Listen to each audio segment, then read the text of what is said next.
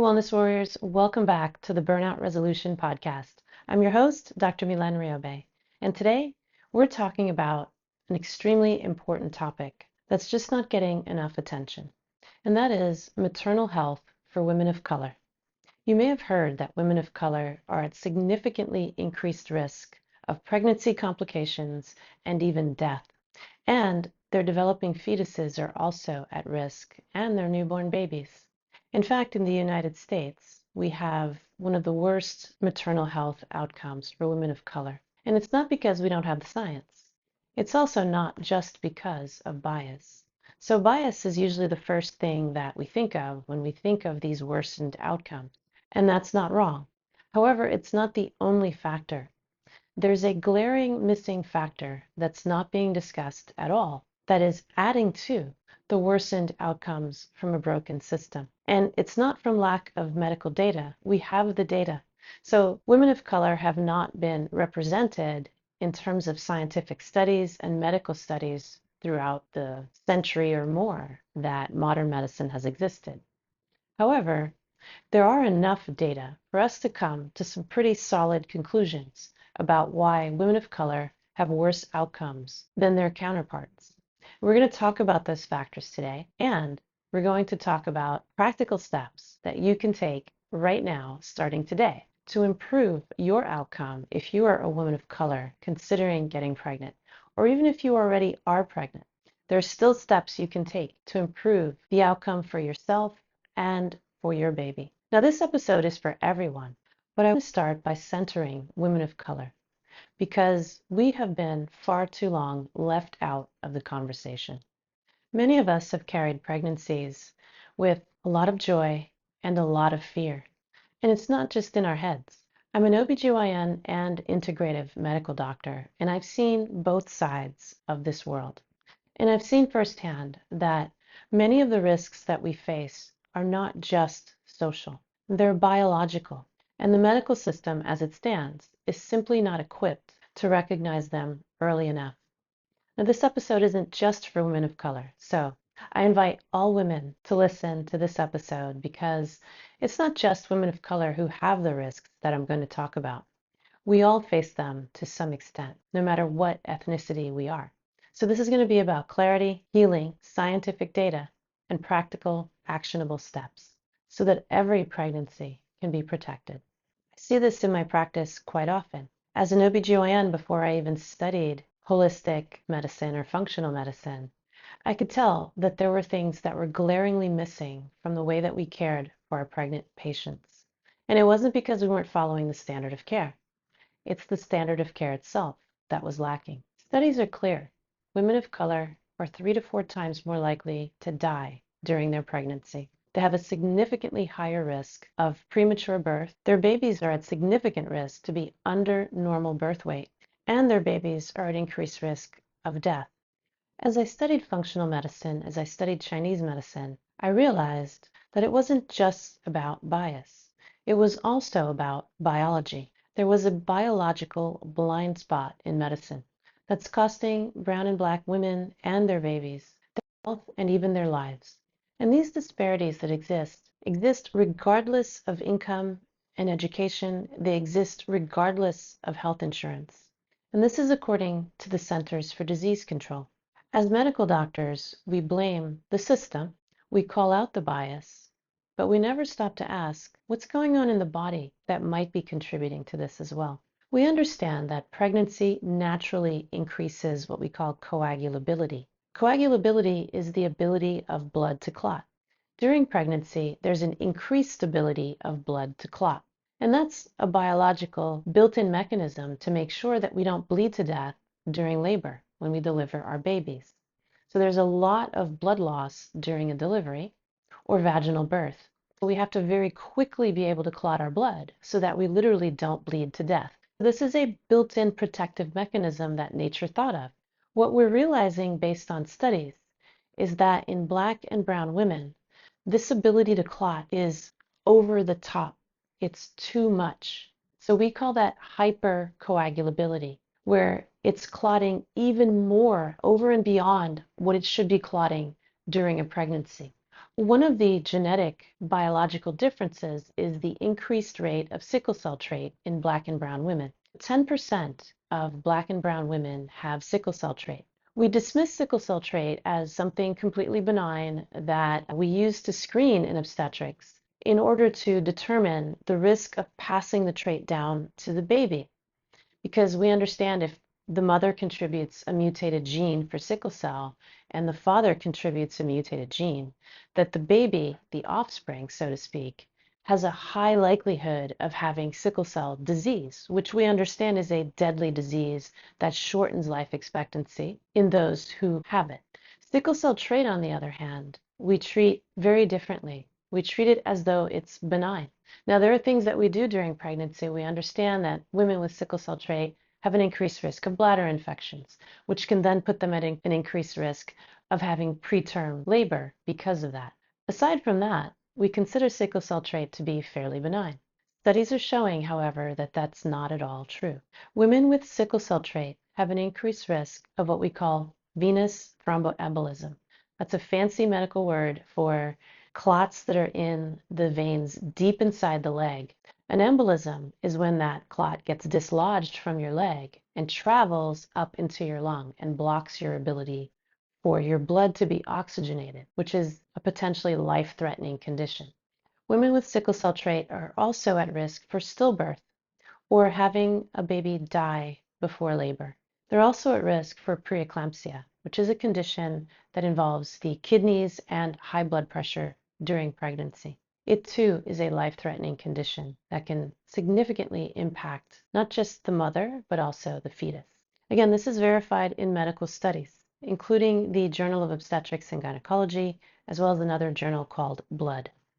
Other inheritable risk factors for hypercoagulability include factor V Leiden, an elevated lipoprotein A, protein C deficiency, and protein S deficiency. These are proteins involved in coagulation or blood clotting. When they are deficient, it allows the blood to clot more readily, increasing the risk of strokes and, again, clots in the deep veins of the leg traveling to the lungs potentially. So we test for sickle cell trait, but only to know the risk to the fetus after birth. We don't use it to act on the risk that it causes the mother, even though the data is very, very clear. These are the genetic things that can be inherited with an increased rate in Black and brown people.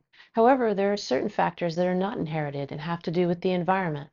Black and brown women are shown to have increased pro-inflammatory markers. In other words, they tend to inherently have more inflammation than their other counterparts. This can increase the risk of low birth weight, premature deliveries, and neonatal strokes or strokes in the baby.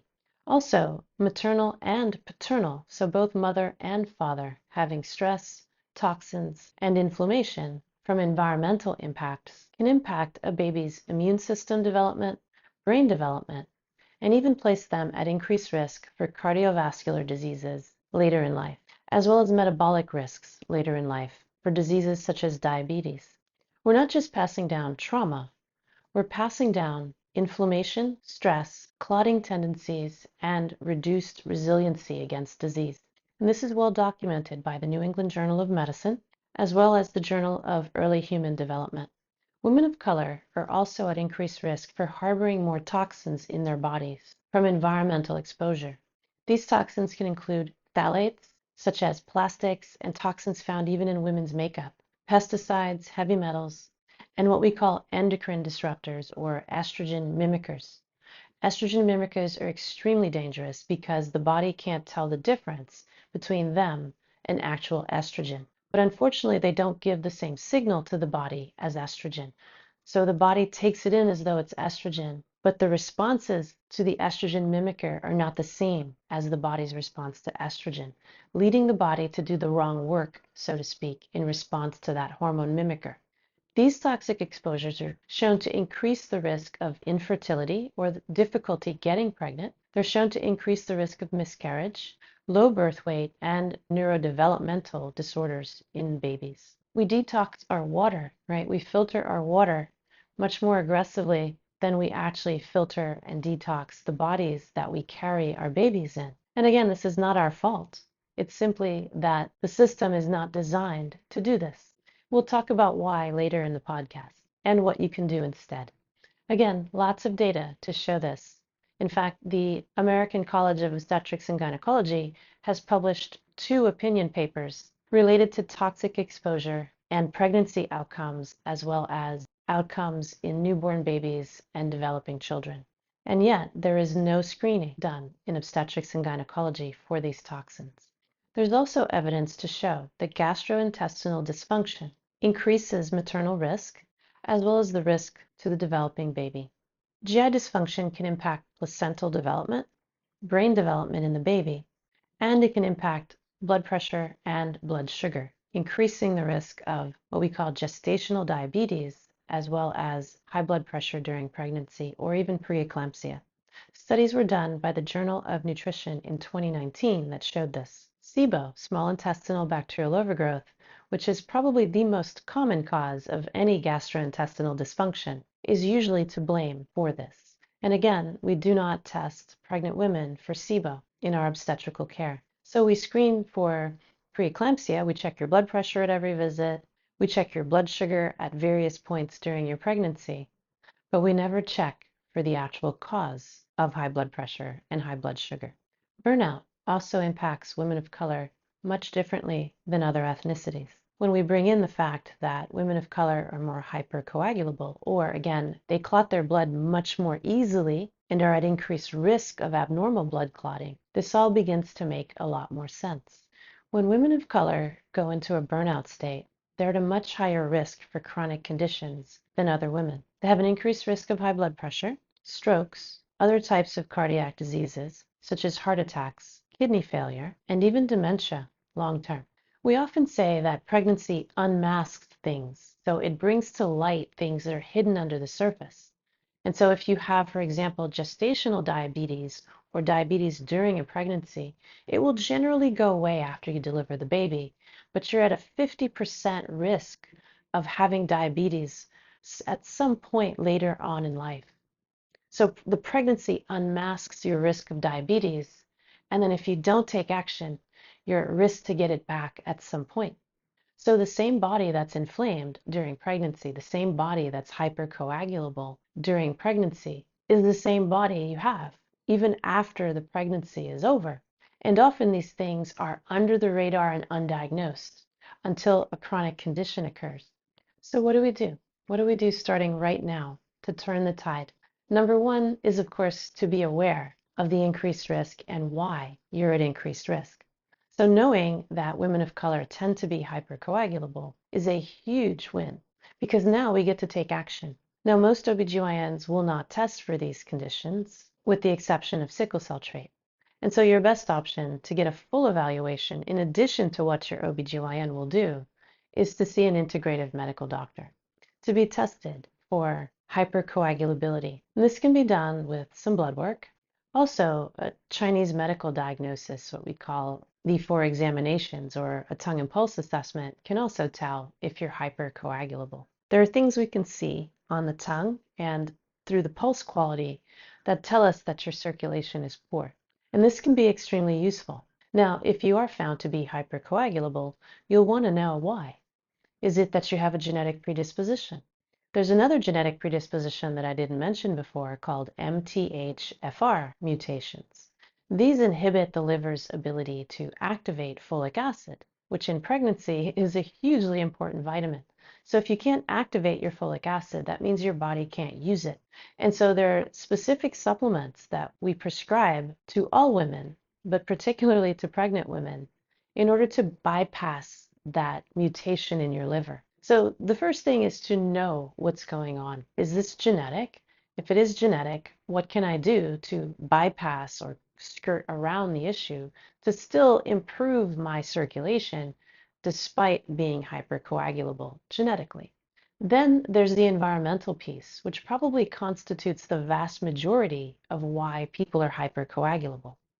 When you have toxins in your body, whether they're plastics, microplastics, heavy metals, estrogen or hormone mimickers, pesticides, or whatever they might be, what that does is it puts a huge strain on the body's detoxification systems, When the body's detoxification systems are overburdened, that means those toxins spill into the rest of you and they start clogging your capillaries and your vessels, especially the smallest vessels. So this is where the placenta can be impacted because the placenta is where the blood flows to the baby. So if your liver is not functioning well for various reasons, right, whether it's the toxic burden or if you do have some gastrointestinal dysfunction and you have nutrient deficiencies, that's going to put a huge burden on your liver because your liver needs not just folic acid, but all of those vitamins and minerals that are in the food that we take in, including antioxidants as well.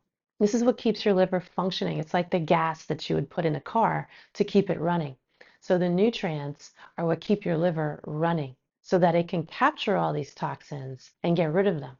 Now, the problem with artificial toxins is that it's much harder for your liver to get rid of them because they're not natural. So your liver evolved or was created, whatever your beliefs might be, to deal with what was naturally found on the planet. So things that are artificially made are not as easy for the liver to get rid of. And so that requires extra time and extra support for your liver. But if your liver has to do that over and over and over again for extended periods of time, whether it be months, years, or even decades, your liver runs out of gas, right? It has to use more power to motor through and do all those extra reactions to get that artificial substance out. So that means it's going to be plowing through more gas. And so this is the way that people become nutrient deficient in addition to having gastrointestinal issues that inhibit their absorption. So if you have SIBO and you're exposed to a lot of artificial toxins, your liver is going to have twice the burden. And if you happen to be a woman of color and you're just naturally, biologically, so to speak, hypercoagulable, which many women of color are, we can see how we can very quickly run into trouble there. Because these genetic predispositions make it innately difficult for the body to rid itself of toxins. And these toxins floating around in your body, if they're going through large vessels, that's not as big a deal as when they're going into capillaries. Now, in order for your blood to get into your organs, they have to travel through capillaries. So there's no way that you can escape having those toxins get trapped in the tissues of your body. So having your liver and the other two detoxification systems of your body, your gastrointestinal system and your skin, functioning optimally is extremely important, but doubly so, if not quadruply so, if you're a woman of color. So the best strategy, if you can, is to see an integrative medical doctor as early as a year before you plan on getting pregnant, because that gives us plenty of time to do all of this analysis. Look for your genetic predispositions of being hypercoagulable. Look for the toxins that may be burdening your body. So again, in obstetrics and gynecology and mainstream medicine, we don't check for toxins. We don't have a mechanism to even do it. We might check your blood work for mercury or lead. That almost always comes back normal. Even when people have mercury toxicity and mercury poisoning, their blood work is almost always normal.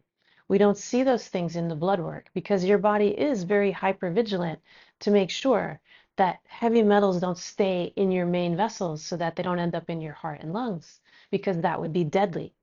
So they sequester them, in other words, shove them into your cells so that they don't get to go into the heart and lungs and cause death. Your liver tends to be very burdened by heavy metals, so they get sequestered into the liver. So the liver holds them, and it's extremely difficult for the liver to get rid of heavy metals because they're huge and bulky. And so it takes the liver a lot of time to repackage all these toxins to send them out of your body safely, or to neutralize them to send them out of the body safely. The way that they get out of your body is through the urine, and that is the best way to test for these metals, because that's where you're most likely to see them exiting. So when we do blood work, we miss those metals because of the way the body responds to the metals coming in the first place. So we have to capture them on their way out through the urine.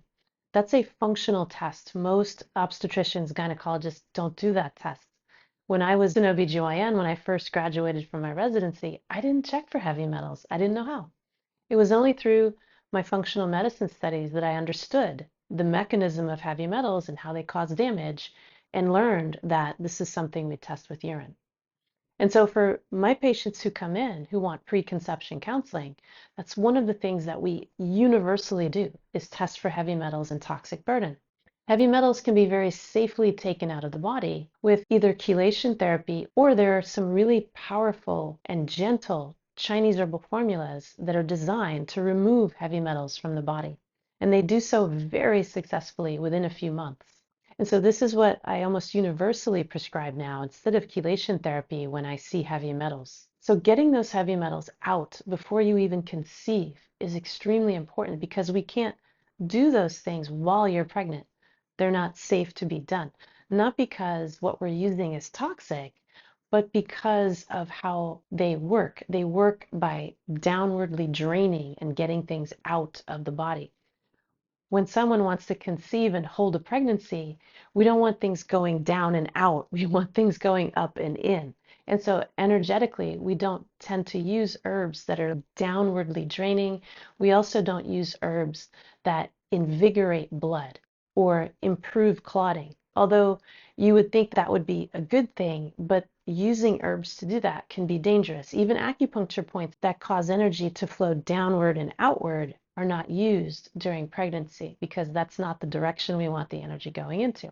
So it's much more challenging to treat these things when someone is pregnant, much easier when they're not pregnant. It's extremely safe, but the idea of being pregnant forces us to avoid things that are going to have your energy moving in directions that would induce a miscarriage or preterm labor, for example. Also, make absolutely certain that you have a functional gastrointestinal test to know if you have infections or malabsorption in your body. If you are not absorbing nutrients and you go into a pregnancy, you're going to almost not quite double your demand, but you're going to increase your demand by about like 50%, right? Not 100%, but 50%.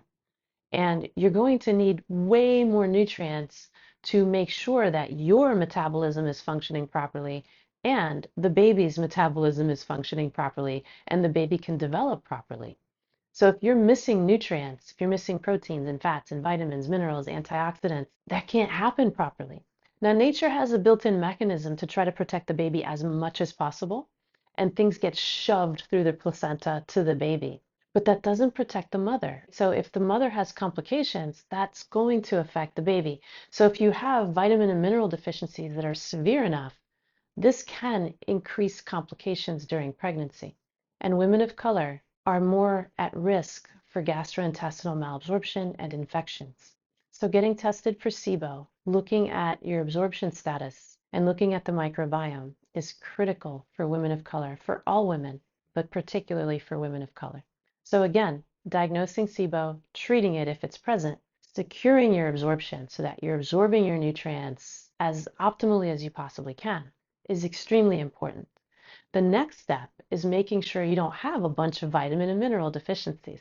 Inevitably, people that have SIBO have quite a few vitamin and mineral deficiencies that will not show up in your blood work. Again, blood work is not the best place for that. We'll see some vitamin and mineral deficiencies there, but typically we don't. Looking inside of the cells is extremely important to diagnose vitamin and mineral deficiencies. And again, this is not done in obstetrics and gynecology. This is done in functional medicine. It takes a while to catch up with vitamin and mineral deficiencies. So again, if you can, this is not something you want to be scrambling to do while you're pregnant. This is something you want to have a cushion for when you're going into a pregnancy. And getting that whole ecosystem of the body, the incubator, if you will, that the baby is going to be cooking in, so to speak, to be as healthy as possible, increases the risk of a joyful, normal, healthy pregnancy and baby. And it increases fertility. So you're more likely to get pregnant if the ecosystem of your body is healthy. It's just a spectrum. So the healthier you are in general, and the way to look for those things is with functional testing so you can find them, because everybody looks healthy when they're pregnant with blood work. Everybody looks great until they have gestational diabetes, until their blood pressure starts going up, until they start contracting before they're supposed to, until they have a miscarriage, or whatever the complication may be.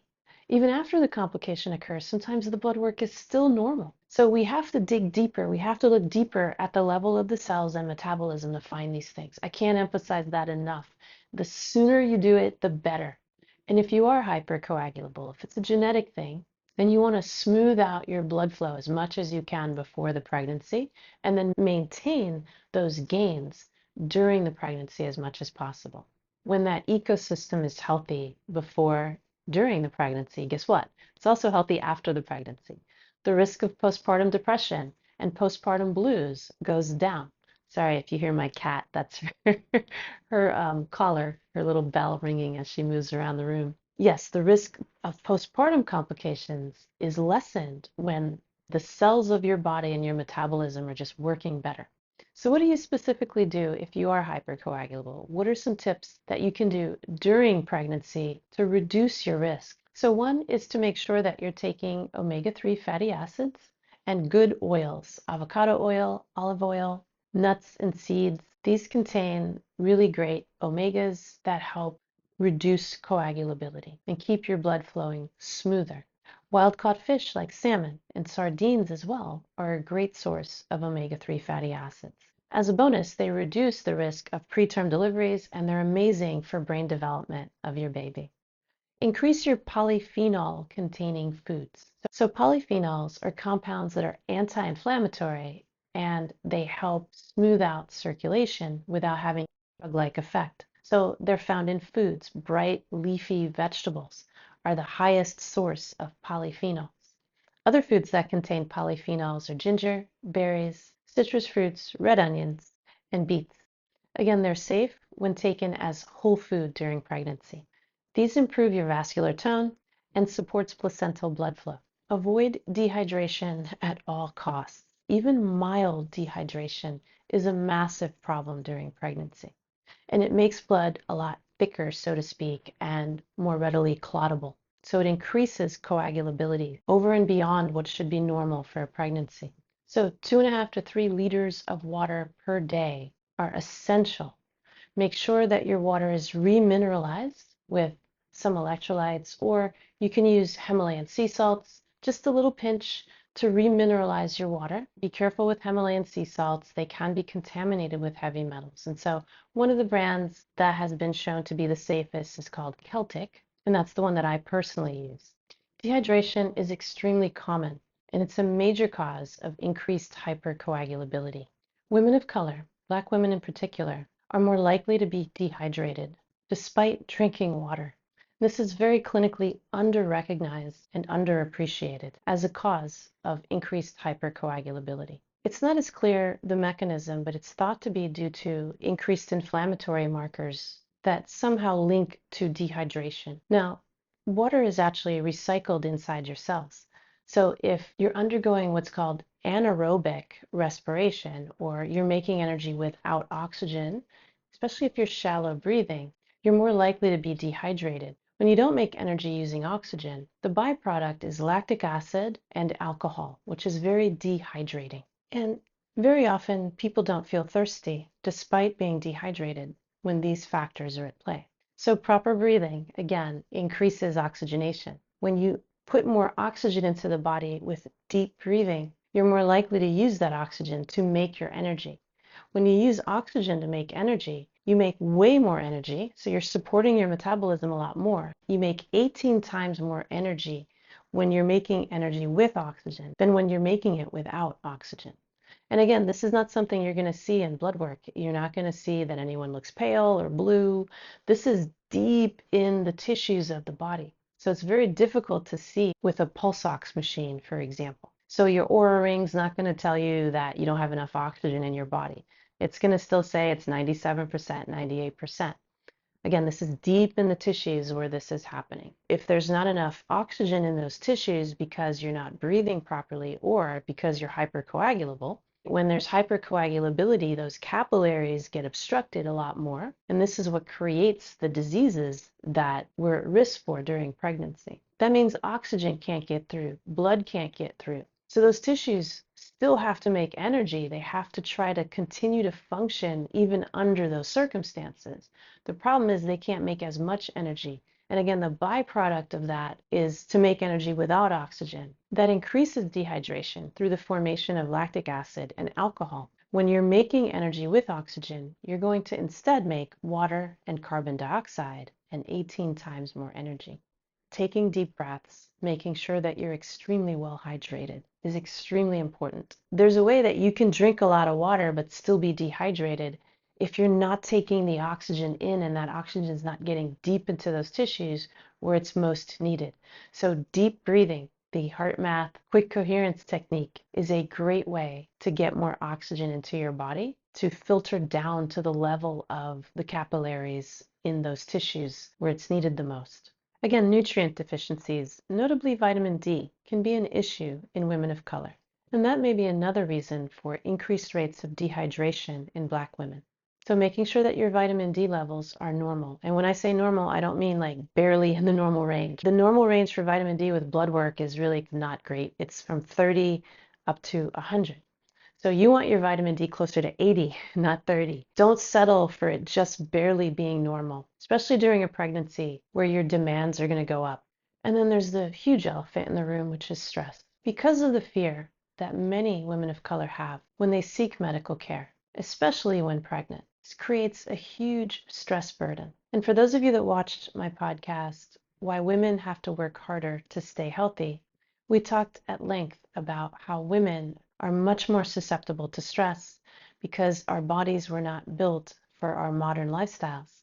And so women of color are also facing that. And on top of that, they're facing hypercoagulability. So that's a double whammy.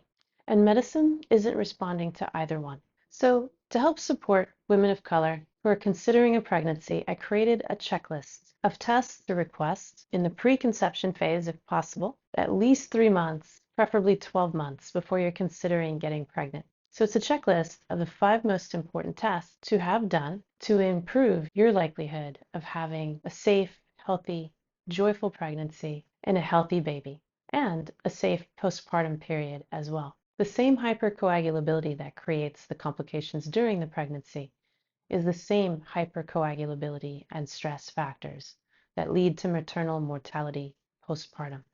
Having your metabolism, your body as healthy as possible before you get pregnant will go a long way, not just during the pregnancy, but also help babies grow up a lot healthier. We do understand that toxic exposure is heavily involved in the diagnosis of autism, ADHD, neurodevelopmental disorders of various types, congenital malformations, and childhood cancers. So these strategies not only help you improve fertility and improve pregnancy complications, they also help reduce postpartum complications, prevent diseases later in life, and help that baby grow up to be a healthy adult.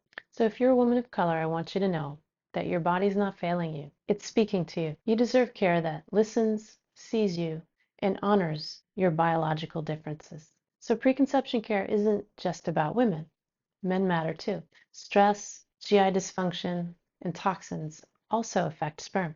So both partners deserve evaluation and support. There's plenty of scientific data now to show us that these interventions can help improve the quality of sperm and help improve the quality of life of newborn babies and support them much later in life. So this isn't about fear, it's about making an informed choice. The good news is that these risk factors can be tested for and addressed before the pregnancy. That's why I created the preconception test checklist for women and men. It includes foundational and advanced labs to help reduce risk, support fertility, and empower families before they conceive. When we protect the most vulnerable, we uplift everyone. So if you'd like to get our checklist, please click the link below and we'll send you a copy. If you haven't watched our podcast, Why Women Have to Work Harder to Stay Healthy, I encourage you to watch that. That'll give you more insights that we didn't have a chance to talk about today that will also support you.